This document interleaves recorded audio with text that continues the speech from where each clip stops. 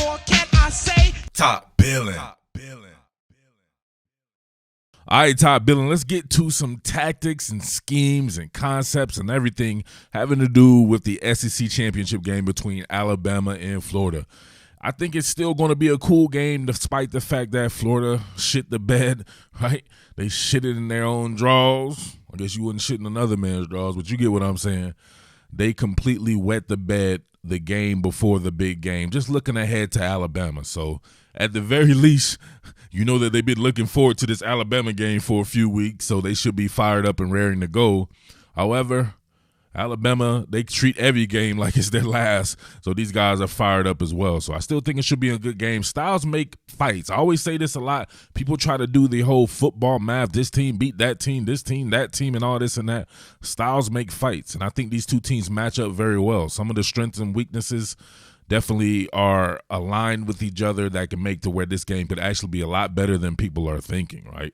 If Florida went out and beat Alabama, I wouldn't be surprised. I really wouldn't be surprised, just for the simple fact that I'm not a prisoner of the moment. I remember within the first few games thinking like, man, that could be a hell of a matchup, right? And they look very similar to me on paper. But some of the stuff that started to change my theory on that, though, has to do with the defensive side of the ball.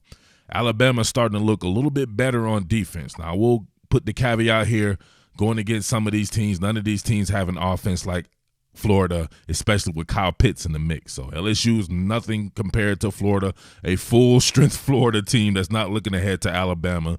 So I don't want anybody to think that I'm trying to disrespect Florida in that manner. In this right here, I'll notice that these guys are getting these workman-like sacks. Nobody's really just jumping off the page getting organic sacks, but these guys are starting to run these games, these twists, these edge exchanges and everything, and they're really starting to hit home.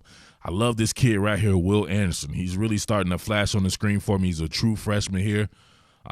We can see a guy like Christian Barmore right here. This guy is a freak, right? He's one of them first-round type picks that they've had. He has to be gone with two, right? It has to be two blockers on this man because he will eat one person alive, especially on Florida where you have Stuart Reese and Brett Hagee in the middle, and then Gene DeLance on that side. That whole right side of Florida's line looks a little suspect, especially the outer two most, the guard and the tackle, Reese and DeLance. Guys is straight struggle mode right here. So I think it's aligning at the wrong time for Florida. The offensive line is starting to look a little worse than it did earlier in the season, and these guys are taking shape with their pass rush, right? Then you got a guy like Byron Young coming over here doing this thing as well. You got Stephon Wynn here, very highly touted guy right here. But Will Anderson working that workman-like sacks, right? Blue-collar sacks is what I call them. Check it out right here. Going against Austin Deculus, pushing, keep working. Boom, got him, right? You got to think about it like that. Not clean, not in a legitimate pass set to where when the guy gets to his last drop set, he's right there. But you can see him going against Austin Deculus right here. He's first. He has his hands on the inside. Pushing, but he's just a true freshman. Austin Deculus is strong as hell as a 25th-year senior. And Anderson does a good job. He reacts to the pump fake right here. Then he quickly resets and continues to work. And you can see right here, Austin Deculus standing straight up and down. But this guy's he's gonna go until the whistle blows. So if you're lazy like Gene DeLance is sometimes right here, you could theoretically start giving up these blue-collar sacks where guys just keep working. We see Young and Anderson right here on this one. Blue-collar sacks. Remember that. All right, check this out. Fabricated pressure packages. Now, keep in mind, Kyle Trask gets rid of the ball extremely fast. He has a wealth of weapons. Those guys can get open quick. So this will come down to man coverage if you're one of these fabricated pressure schemes and being able to force Kyle Trask to hold the ball so this can take shape. If you look at this right here, right, they got the zombie package going. You don't know who's coming, who's going. I think you got Fidarian Mathis here at the tilted nose. You got Will Anderson still right here.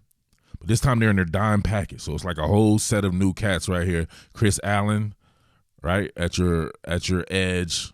And then you have Brian Branch. He's coming as well. This is still just a four-man pressure, right? 1, 2, 3, 4. Then you're going to have, I think, shallow zone from Dylan Moses. Looks like man coverage. And then somewhere right here, man coverage off of one of these. I forget which one there. Of course, you get your safeties dropping back. Actually, if we look at this, you have this safety coming as well. So this is a 5-man pressure package there with the strong safety blitz from Daniel Wright. So almost had that wrong right there. So then you get probably middle field closed there. So they're coming from all kinds of different ways. Can they play that man coverage in force? Let's see. Look at this.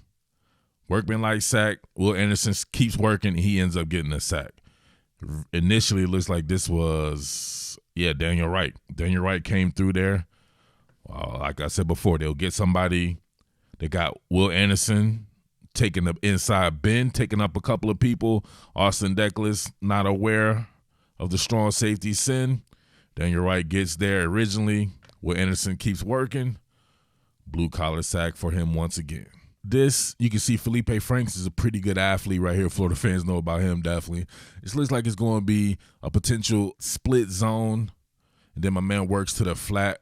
You'll get the running back here working like it's some type of inside zone. And then you'll get Felipe Franks working towards the boundary here. Real quick hitting play.